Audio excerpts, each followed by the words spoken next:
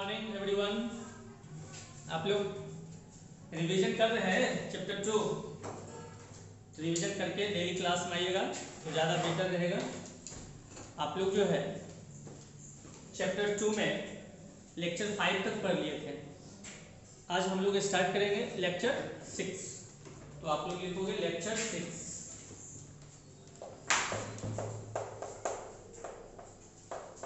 Lecture 6।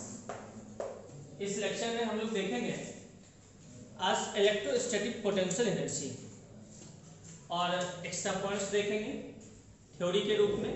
फिर हम लोग इस पे एससी वर्मा का न्यूमेरिकल सॉल्व करेंगे।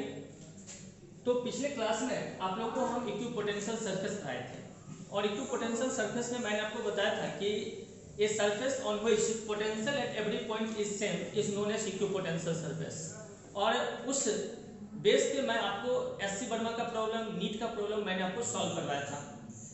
आशा है कि आप लोग निश्चित रूप से उस प्रॉब्लम को समझ गए होंगे और अगर कोई ट्रबल होगी तो आप मुझे मैसेज करेंगे। आज आप लोगों को मैं स्टार्ट कर रहा हूँ electrostatic potential energy.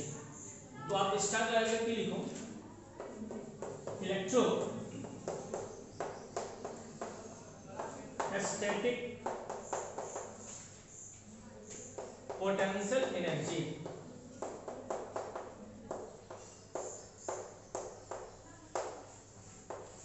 Electrostatic potential energy जिसका शॉर्ट फॉर्म आप लिख सकते हो EPE। अब ध्यान दीजिएगा, पोटेंशियल एनर्जी का नाम आप लोग सुने होंगे।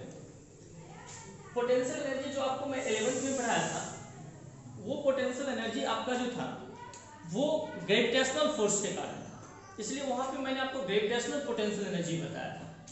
और ग्रेविटेशनल पोटेंशियल एनर्जी तब स्टोर होगी जब बॉडी के मास पे हम कंसीडर करेंगे। लेकिन आज के टॉपिक में मेरा ग्रेविटेशनल पोटेंशियल एनर्जी नहीं है। आज के टॉपिक में पोटेंशियल एनर्जी तो है बट उसके आगे लगा हुआ है इलेक्ट्रोस्टैटिक, या फिर आप इसको इलेक्ट्रिक पोटेंशियल एनर्जी भी बोल सकते हैं। तो डिफरेंस इतना ही है कि इसमें जो एनर्जी स्टोर होगा वो ड्यू टू इलेक्ट्रिक फोर्स के कारण, यानी हम जो वर्क डन करेंगे वो इलेक्ट्रिक फोर्स के अगेंस्ट वर्क डन करेंगे। ठीक है, तो इलेक्ट्रोस्टैटिक पोटेंशियल एनर्जी क्या होती है, सबसे पहले हम लोग उस पर डिस्कस कर लें। तो इलेक्ट्रोस्टैटिक पोटेंशियल एनर्जी क्या है कि आप जैसे किसी चार्ज को, ठीक है ना, इन्फिनिटी से लेकर के इलेक्ट्रिक फील्ड के किसी पॉइंट तक आप लाते हो तो इलेक्ट्रिक फोर्स के अगेंस्ट में आपको वर्क डन करना पड़ेगा और वो जो वर्क डन होगा वही स्टोर कर जाएगा आपका इलेक्ट्रिक पोटेंशियल एनर्जी के रूप में या इलेक्ट्रोस्टैटिक पोटेंशियल एनर्जी के रूप में। तो हम लोग इसको डिफाइन कैसे करेंगे, तो डिफाइन करेंगे कि the work done in bringing charge from infinity to a point in electric field is known as electrostatic potential energy और इलेक्ट्रिक पोटेंशियल एनर्जी। तो राइट डाउन, देखिए the work done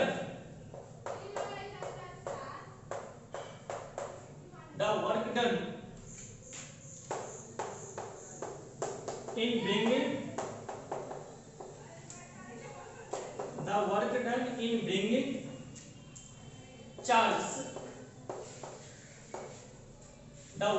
bringing charge from infinity to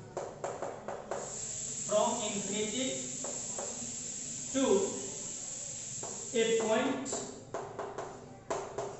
in electric field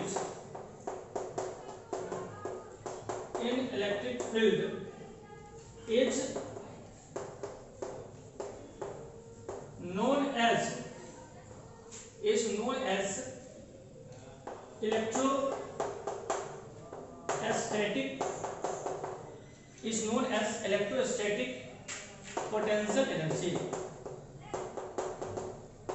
electrostatic potential energy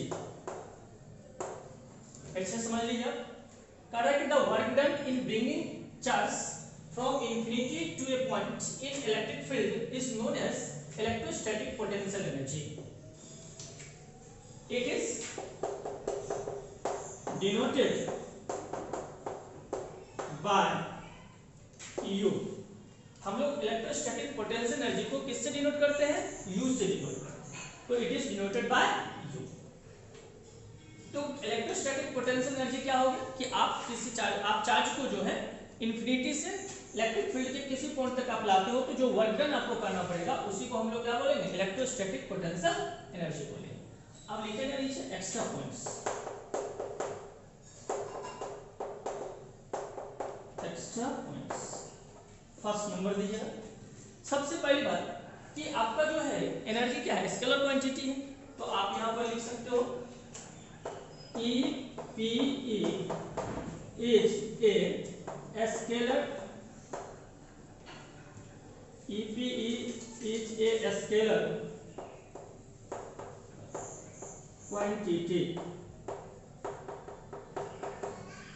EPE is a scalar quantity, यानी electrostatic potential energy is a scalar quantity या only energy is a scalar quantity. Second आप लिखोगे कि potential energy या electrostatic potential energy is zero at infinity. अगर हम infinity पर बात करेंगे तो इलेक्ट्रोस्टैटिक पोटेंशियल एनर्जी मेरा क्या होगा, जीरो होगा। तो सेकंड नंबर लिखिए EPE is zero at infinity, EPE is 0 at infinity. Write down.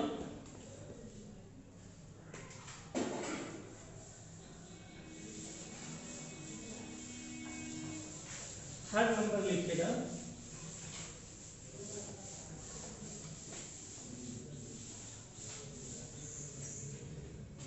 Third लिखनी है। थर्ड में देखिए, थर्ड में रियल में देखो, अगर आपको electrostatic potential energy due to a charge निकाल रहे हो तो आपका वो जीरो हो जाएगा, ठीक है ना। यानी एक सिंगल चार्ज के कारण इलेक्ट्रोस्टैटिक पोटेंशियल एनर्जी जो है स्टोर ही नहीं होगी। तो आप यहां पे लिखोगे कि electric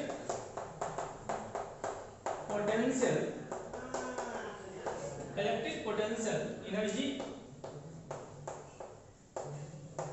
is zero, electric potential energy is zero due to single charge, due to single charge, ठीक है। Electric potential energy is zero due to single charge, ठीक है। सिंगल चार्ज के कारण आपका इलेक्ट्रिक पोटेंशियल एनर्जी क्या होगा, जीरो होगा। ये आपको ध्यान रखना, ठीक है ना, ये नोट कर लीजिए। अब एक चीज यहां से ध्यान से समझिए, ठीक है। अब इसमें देखो मैंने क्या क्या आपको बताया। सबसे पहले बताया मैंने कि आपका इलेक्ट्रोस्टैटिक पोटेंशियल एनर्जी जो आपका है वो स्केलर क्वांटिटी। दूसरा मैंने बताया था कि अगर इंफिनिटी पर से आप इंफिनिटी पर अगर इलेक्ट्रोस्टैटिक पोटेंशियल एनर्जी की बात करोगे तो वो आपको जीरो होगा। थर्ड पॉइंट मैंने आपको बताया कि electrostatic potential energy due to a single charge के कारण अगर आप निकालते हो तो वो आपका क्या होगा, जीरो होगा। तो एक चीज यहां से क्लियर हो रहा है कि अगर आपको इलेक्ट्रोस्टैटिक पोटेंशियल एनर्जी की वैल्यू फाइंड आउट करनी है तो आपको मिनिमम 2 चार्ज होनी चाहिए, क्योंकि सिंगल चार्ज के कारण तो जीरो ही हो रहा है। तो फिर अगर हमको पोटेंशियल एनर्जी चाहिए तो कम से कम कितना होना चाहिए, 2 होना चाहिए। तो आगे हम लोग स्टार लगा के लिखेंगे, स्टार लगाओ, देखो electric potential energy, electric potential energy, इसी को आप लिख सकते हो electrostatic potential energy. Electric potential energy due to a system, due to a system of 2 charge,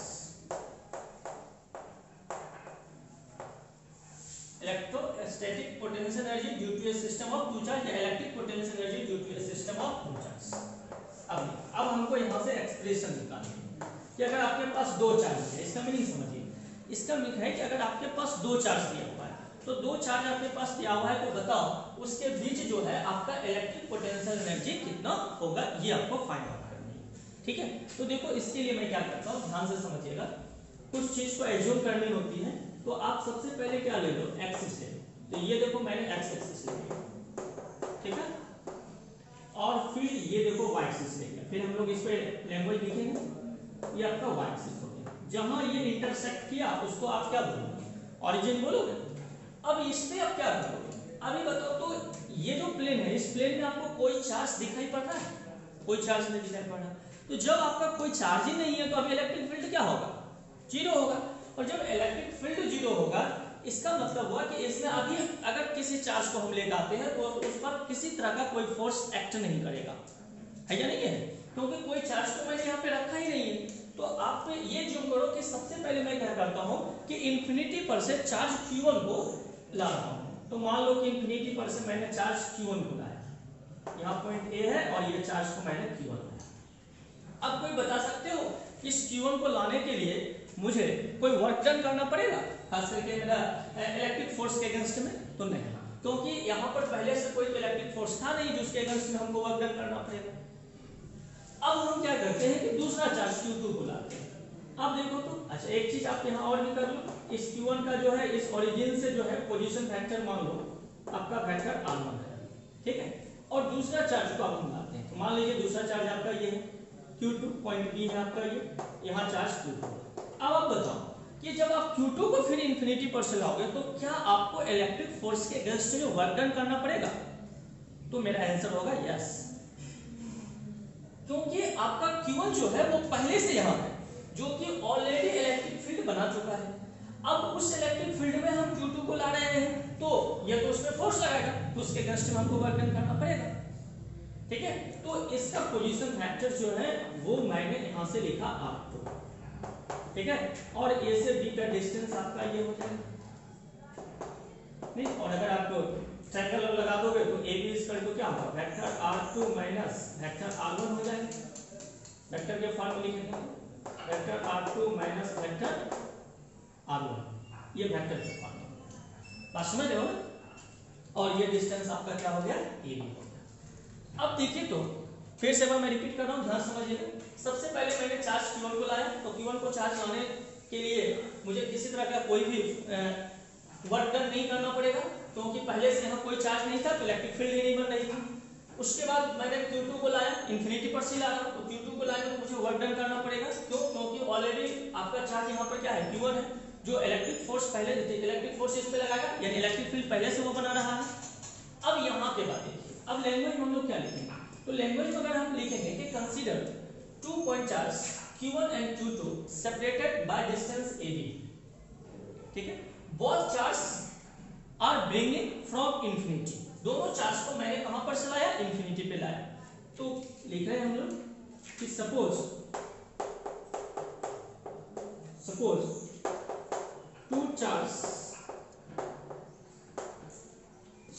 to charge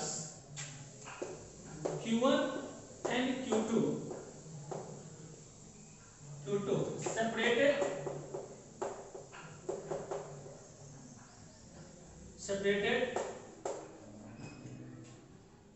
separated by distance AB, ठीक है। Suppose two charge Q1 and Q2 separated by distance AB, both charges are bringing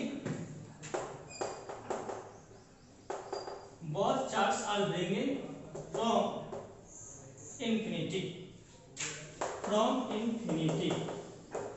दोनों charge को हमने कहां से लाया है? Infinity से लाया है, ठीक है।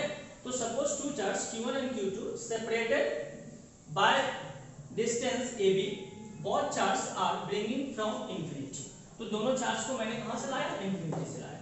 अब ध्यान दीजिए, अब हम लोग क्या करते हैं? अब देखिए तो आप सबसे पहले किस चार्ज को लाए थे? Q1 को लाए थे। तो जब Q1 चार्ज को आप लाए थे, ठीक है ना, इस Q1 चार्ज को लाए थे, तो इस Q1 के कारण हम इस पॉइंट B पर जिसका डिस्टेंस क्या हो जाएगा? AB, या अगर मैग्नीट्यूड की बात करेंगे तो vector R2 minus vector R1 का मैग्नीट्यूड हो जाएगा, उसके कारण हम पोटेंशियल निकाल लेते हैं। तो हम लोग लिखेंगे पोटेंशियल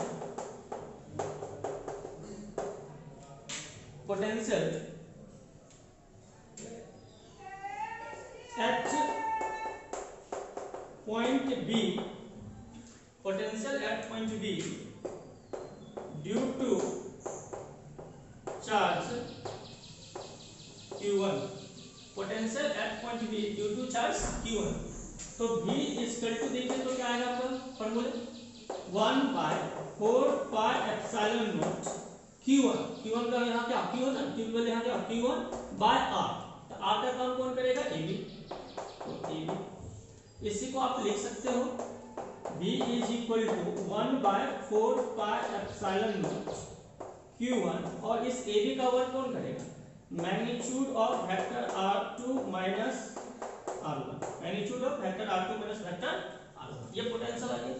अब यहाँ के बाद देखिए तो अब आपको क्या लगा कि इस पोटेंशियल जब यहाँ आ गया तो आपको जो है मूविंग चार्ज इसमें क्यों हो जाएगा क्यों हो जाएगा क्योंकि ये तो पहले से ही है। तो आप Q2 हो गया पोटेंशियल क्या है V है तो आप यहाँ से वर्क डन निकालोगे तो वर्क डन इक्वल टू क्या होता है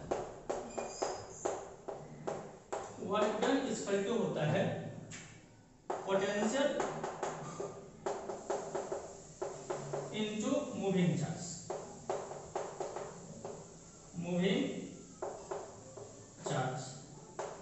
तो आप बताओ वर्क डन क्या हो गया W पोटेंशियल क्या हो गया आपका 1/4πε0 Q1 upon vector R2 minus vector R1 ठीक है और मूविंग चार्ज इसमें क्या होगा Q2 हो जाएगा।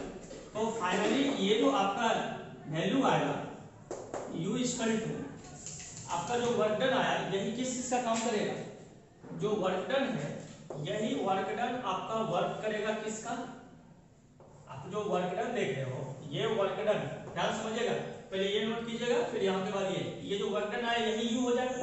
तो U इक्वल टू आपका क्या हो जाएगा 1/4πε0 into Q1 into Q2 upon magnitude of vector R2 minus vector R1 ये आपका निकल गया electric potential due to a system of two charge. Note कर लीजिए इसको U equal to 1/4πε0 Q1 Q2 by magnitude of vector R2 minus vector R1। Note कीजिए इसको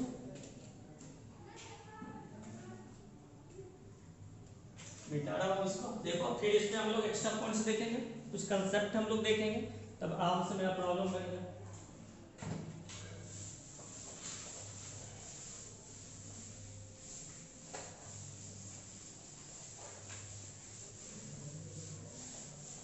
लिखिए एक्स्ट्रा पॉइंट्स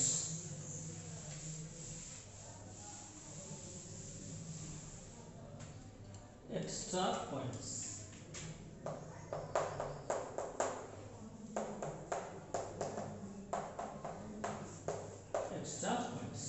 पहला फर्स्ट नंबर। अब ध्यान दो इसमें अगर आपको ऐसा दिया हुआ हो ठीक है इस टाइप का दिया मान लीजिए कि आपको यहाँ पे चार्ज Q1 दिया है यहाँ चार्ज आपका Q2 दिया है ठीक है और बीच का डिस्टेंस ये आपको R दिया है। अब अगर इसके बीच आपको इलेक्ट्रिक पोटेंशियल एनर्जी पूछ रहा है तो आप डायरेक्ट फॉर्मूला लगा दोगे U equal to 1/4πε0 Q1 into Q2 by R ये डायरेक्ट लगा दो ठीक है या 1/4πε0 को हम लोग क्या लिख सकते हैं K भी लिख सकते हैं। तो आप इसी का दूसरा फॉर्म ये भी लिख सकते हो U equal to K Q1 Q2 by ये ठीक है क्योंकि इसमें कितना सिस्टम बनेगा दो ही सिस्टम बनेगा Q1 और Q2 के आप डायरेक्ट ये लगा दो।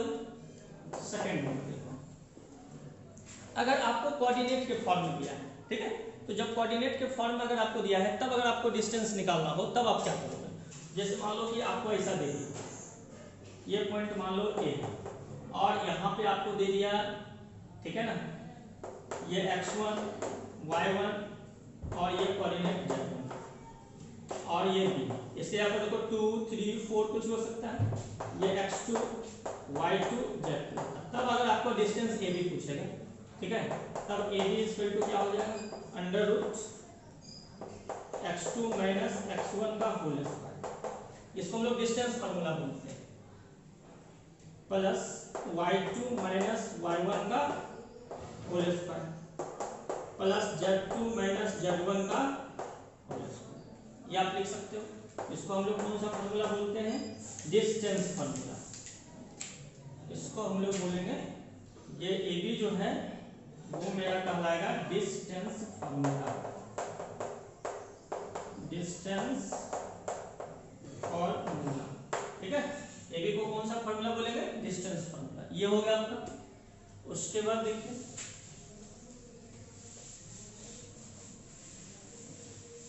अब ये तो आपका हो गया दूसरा। थर्ड पॉइंट देखिए, थर्ड पॉइंट में कभी कभी आपको इस टाइप का दे देगा प्रॉब्लम में, इसे आपका एक ट्रायंगल दे दिया ये, ठीक है, और ये ट्रायंगल दे दिया। मान लीजिए आपका ये ए है, यहाँ चार्ज आपका Q1 है, ये आपका B है, यहाँ चार्ज आपका Q2 है। ध्यान समझिएगा, ये सब समझ लीजिएगा तो आपको एससी वर्मा का भी प्रॉब्लम या बोर्ड का प्रॉब्लम सब आसानी से बन जाएगा। ठीक है, और ये आपका मान लो कि यहाँ पे C है, यहाँ आपका Q3 है। अब आपको पूछेगा कि what is the electric potential energy of this system. इस सिस्टम का इलेक्ट्रिक पोटेंशियल एनर्जी क्या होगा? तो काफी इजी आप निकाल सकते हो, U इक्वल टू, अब आप देखो तो इसमें ये बताओ इसमें कितने सिस्टम बन रहे हैं। ठीक है, मान लीजिए कि ये आपको R1 है, ये R2 है, ये R3 है, ऐसा भी हो सकता है, तीनों साइड इक्वल भी दे सकता है।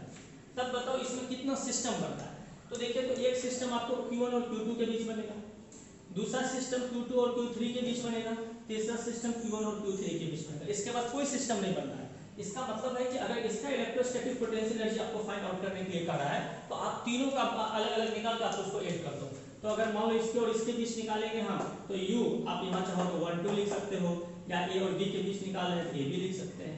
फिर अगर आप इसके बीच निकाल रहे हैं तो U हो गया, इसका नेमिंग में आप 1 3 लिख सकते हैं, या आपको जरूरत है तो आप A C लिख सकते हो, एक ही बात होगी। फिर प्लस आप इसके बीच निकाले हो तो 2 और 3 है तो आप यहाँ 2 3 लिख सकते हो। कोई बोलेगा सर हम B और C नहीं लिख सकते, तो B और C भी निकाल सकते हो। ये इसकी फार्मूला है, आराम से आप बना सकते हो इसको। ठीक है, अब निकालिए, एससी वर्मा की बुक आप लोग निकाल लीजिएगा, एससी वर्मा का बुक निकाल लीजिए, पेज नंबर आपको होगा 124, ये पार्ट 2 है, निकाल लीजिए पेज से book, page number 124, question number 66 निकालिए आप लोग।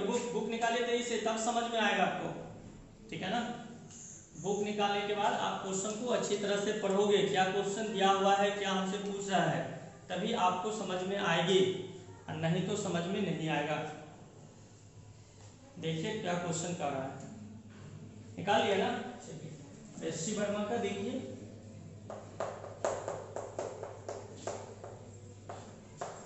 Question number 66। देखिए क्या कर रहा है, क्वेश्चन पढ़ा हूं, लिखाऊंगा नहीं बोर्ड पे, आप लोग बुक निकाल लो। कहता है how much work has to be done in assembling 3 charge particle at the vertices of an equilateral triangle as shown in figure.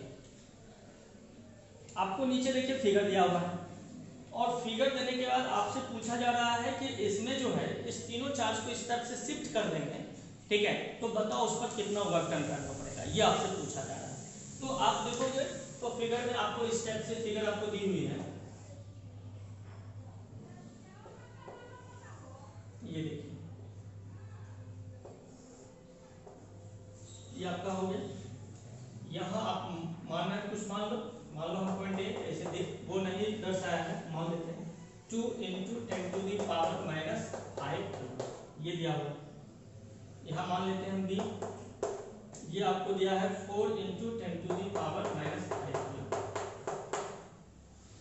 उसके बाद इसको मान लेते हैं C, ये देखिए आपको दिया है 3 × 10⁻⁵,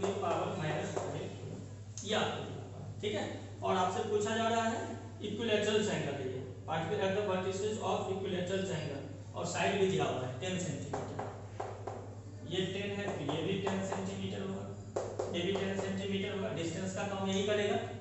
ठीक है, अब आप यहाँ के बाद बताओ, अब बताइए तो आपको इस सिस्टम में कितना चार्ज है, 3 चार्ज आपको दिया हुआ है। तो जब 3 चार्ज आपको है तो आपको इसमें कितना बनेगा, पेयर कैसे बनाओगे? एक बार A और B के बीच बनेगा पेयर, एक बार A C के बीच बनेगा, और एक B C के बीच, जो अभी आप एक्स्ट्रा पॉइंट बनी तुरंत आपको हम बताएं। अगर इस टाइप का प्रॉब्लम रहेगा तो आप उसको कैसे सॉल्व करोगे?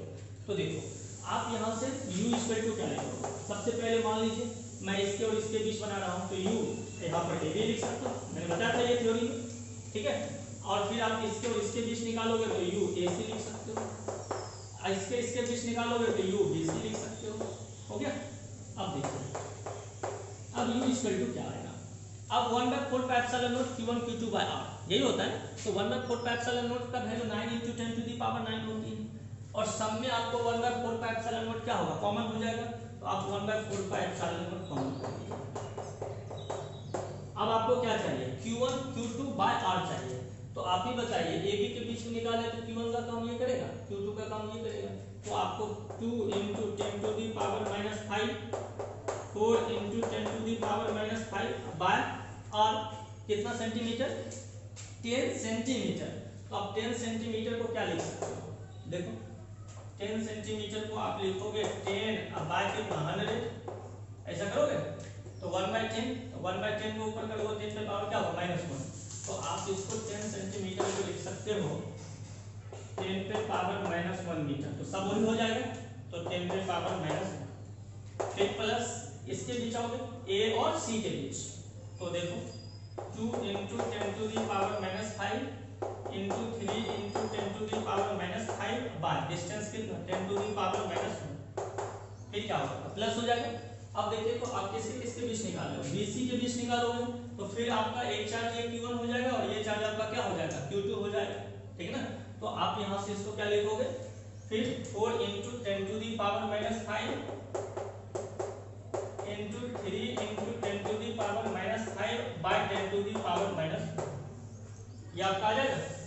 अब आप इसको सॉल्व करोगे, तो इसको सॉल्व करेंगे तो देखिए 1/4 पाई एप्सिलॉन नॉट का वैल्यू कितना होगा, 9 × 10⁻9 होगा। तो ये 9 × 10⁻9 ऊपर से देखिए आपका क्या क्या कॉमन आएगा, सब में देखिए 10⁻⁵, तो ये 10⁻⁵ और 10⁻⁵ 10⁻⁻10 बनेगा, ये भी -10 और ये भी -10। तो आप ऊपर कॉमन कर सकते हो 10⁻⁻10, नीचे से आप ले सकते हो 10⁻⁻1। अब आप देखो क्या बच गया आपका, 4 × 2 8 बचा, प्लस इसमें 3 × 2 6 बचेगा, फिर प्लस 3 × 4 12, ये आपका है।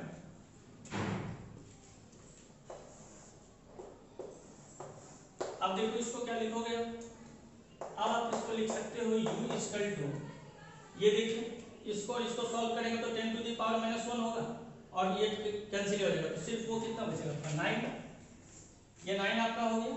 और नीचे से आप देखो तो ये 8 और 6 और 12, तो कितना होगा 8 और 6 14, अब 14 और 12 26, तो 9 इंटू कितना हो गया 26।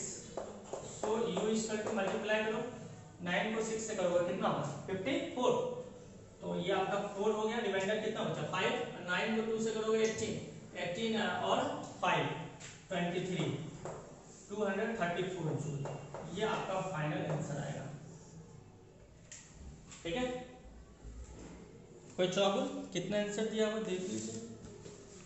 आंसर आपका 66 का 234, ठीक है, नोट कर लीजिए इसको।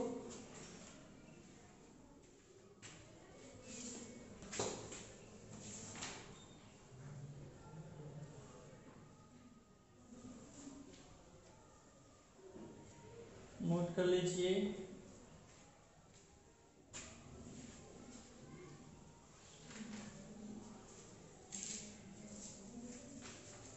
उसके बाद देखिए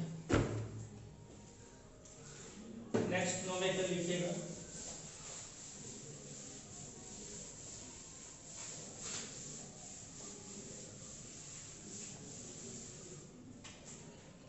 देखिए नोमेकल सेकेंड,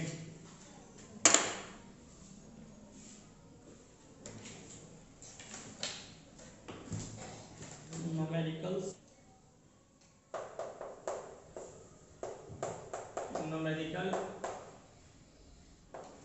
सेकेंड। देखिए ये न्यूमेरिकल क्या कर रहा है, इसमें दिया हुआ है आपको कि each corner of a square, लिख लीजिए इसको, ये आपके बुक में नहीं हुआ है, each corner of a square,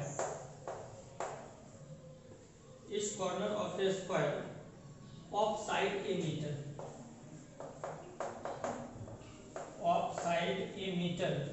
ये a meter of side a meter, ठीक है, of side a meter has charge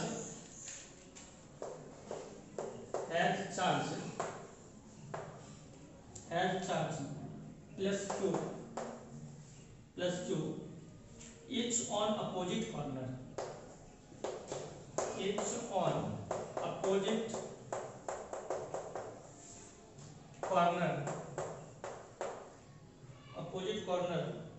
of diagonal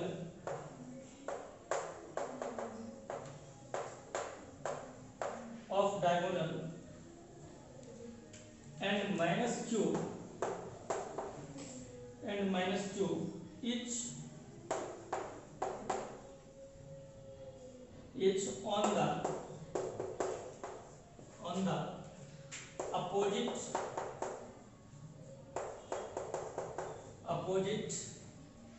on the opposite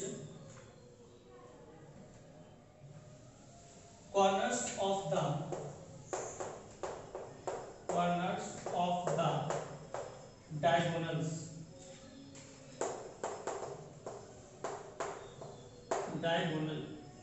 corners of the diagonal. Calculate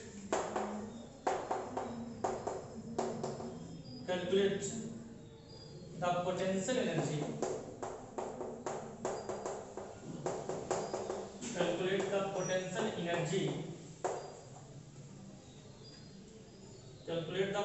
energy of the system.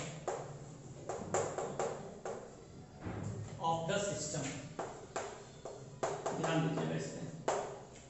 मैं एक बार फिर से question को repeat कर देता हूँ। क्वेश्चन देखिए कह रहा है कि each corner of a square में कितने कॉर्नर होते हैं? 4 corner. Of side a metre, उसकी साइड कितना है? ए मीटर है। Have charge plus q each on opposite corner of diagonal, ठीक है, यानी डायगोनल जो है उसके अपोजिट कॉर्नर पर प्लस क्यू चार्ज है, and minus q each on the opposite corner of the diagonal, और फिर दूसरा जो डायगोनल है उसके भी अपोजिट कॉर्नर पर माइनस क्यू चार्ज है। Calculate the potential energy of the system. तब कहा है कि आप बताओ इस सिस्टम का क्या चार्ज पोटेंशियल एनर्जी क्या होगा। फिर से समझ लो क्वेश्चन। आपका स्क्वायर है और स्क्वायर के एक जैसे डायगोनल अगर हम ड्रॉ करेंगे तो उस डायगोनल के दोनों कॉर्नर पर जो है प्लस क्यू चार्ज है, और फिर दूसरा जो डायगोनल है उस पर के कॉर्नर पर माइनस क्यू और माइनस क्यू चार्ज है, ठीक है। तो हम इसको मिटा लेंगे। देखोगे देख पेज 1 पढ़ देता हूँ। इस corner of a square of side a metre has charge plus q each on opposite corner of diagonal and minus q each on the opposite corner of the diagonal. Calculate the potential energy of the system. इस system का हमको potential energy निकालना है, ठीक है। इसको मैं मिटाना हूँ, आप समझ लो इसको। अब देखिए अब क्या क्वेश्चन का क्वेश्चन तो शायद आप लोगों को ध्यान आ जाना चाहिए। एक बार मैं इसको रिपीट कर देता हूँ कि आपको क्या कर रहा है कि इसमें आपका एक स्क्वायर है, तो ये जैसे स्क्वायर, ये मान लीजिए आपका स्क्वायर, मान लो इसको ये आपका स्क्वायर है। अब इसका में कितने डायगोनल होंगे? 2 डायगोनल होंगे, तो एक डायगोनल आप मान लो ये होगा, ये डायगोनल ए लिए, ये सी। अब मानिए इस पर प्लस क्यू चार्ज, तो यहाँ पे क्या हो जाएगा? Plus q charge. दूसरा डायगोनल आप मान लो ये दूसरा डायगोनल है, यहाँ मान लो बी। अब इस पे कह रहा है कि माइनस क्यू चार्ज है और ये बी पे कह रहा है यहाँ भी माइनस क्यू चार्ज। तब आपसे पूछा जा रहा है कि बताओ इस सिस्टम का पोटेंशियल एनर्जी कितना होगा। तो फिर देखिए घबराने की बात नहीं है। आपको मैंने क्या बताया था कि आप सिर्फ ये खोजो कि पेयर कहाँ से बनेगा। तो आप इसमें देखो तो पेयर कितना बनता है। एक पेयर आपको ए बी के बीच बनेगा, एक पेयर आपको बी सी के बीच बनेगा, एक पेयर आपको सी डी के बीच बनेगा, और एक पेयर आपको ए डी के बीच बनेगा। तो कितना पेयर हुआ? 4 पेयर। और पेयर इसमें कुछ बन रहा है और भी बनेगा, ध्यान से देखिए। और इसमें 2 पेयर बनेगा, एक ए सी के बीच बनेगा, एक आपको बी डी के बीच बनेगा। तो टोटल कितना पेयर हो जाएगा? 6 पेयर होगा।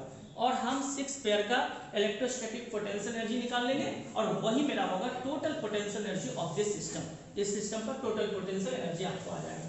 तो आप U इक्वल टू क्या लेते हैं? अब देखो अब कुछ नहीं करना है, आप बताओ सबसे पहले किसके किसके बीच निकालना चाहते हो, इसके सिर्फ। हाँ, एक चीज आपको ध्यान देंगे, सबकी साइड ए है, ये चीज ध्यान देंगे, सबकी साइड क्या है, ए है।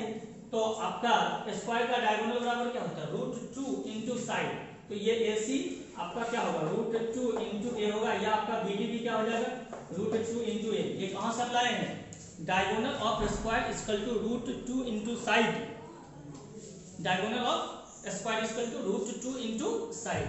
अब देखो तो u इक्वल टू क्या होगा, अब u अब किसके किसके बीच निकालना है, AB के बीच, तो u AB लिखे। फिर मान लीजिए BC के बीच, तो u BC लिखे। फिर सोचिए CD के बीच, u CD लिखे। फिर सोचिए AD के बीच, तो u AD लिखे। चाहिए हो गया। अब फिर आपका बनेगा A और C, आप यहाँ पर क्या लिखोगे, UAC प्लस UBD, ये आपका हो जाएगा।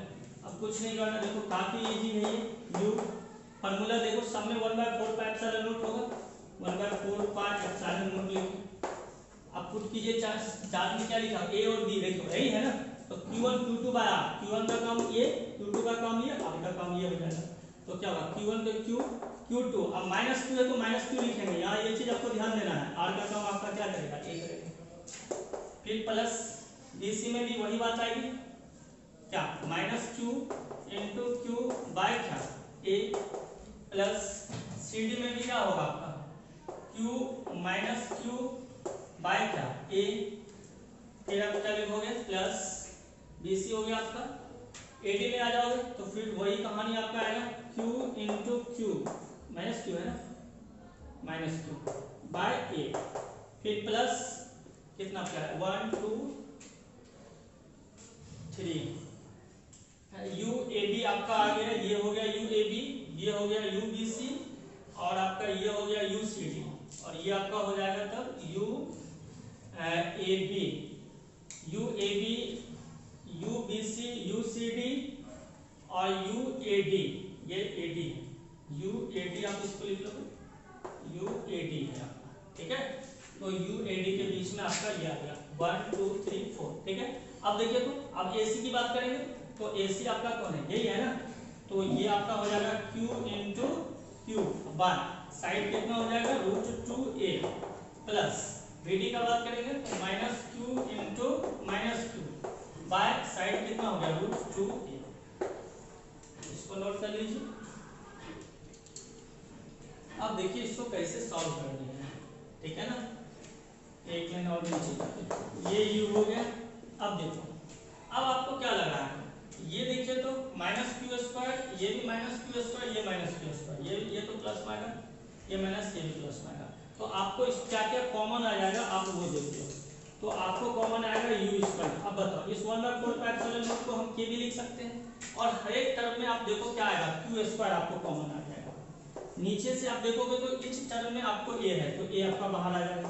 अब आप देखिए क्या बचेगा आपका, इसमें आपका माइनस में 1 बचेगा, इसमें भी आपको माइनस में 1 आएगा, ये भी आपको माइनस में 1 होगा, ठीक है, और ये भी आपका माइनस में 1 होगा, ठीक है। और ये देखो तो प्लस में आपका इसमें बचेगा 1/√2 प्लस 1/√2, ये आएगा आपका, ठीक है ना। अब देखिए, तो अब यहाँ पे मैं इसको सॉल्व कर रहा हूँ। अब देखो इसको क्या लिखोगे, ये आपका आएगा u इक्वल टू kq²/a, और इसको ऐड करोगे तो -4 प्लस 2 बाय क्या हो जाएगा, √2 होगा, ये -4 है। सो u इक्वल टू kq²/a, इससे कितना बाहर 2 आएगा, तो 2 कर लो, तो इसमें क्या बचेगा, -2 प्लस 1/√2, ये आपका फाइनल आंसर है, ठीक है। नोट कर लीजिए इसको।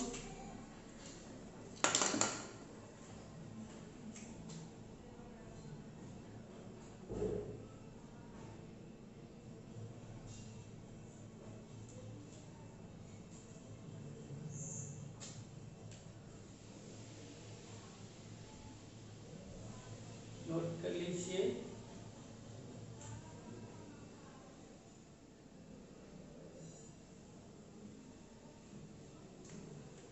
लोग जो है इसको बना करके आप लोग जो है आओगे, ठीक है ना। Thank you.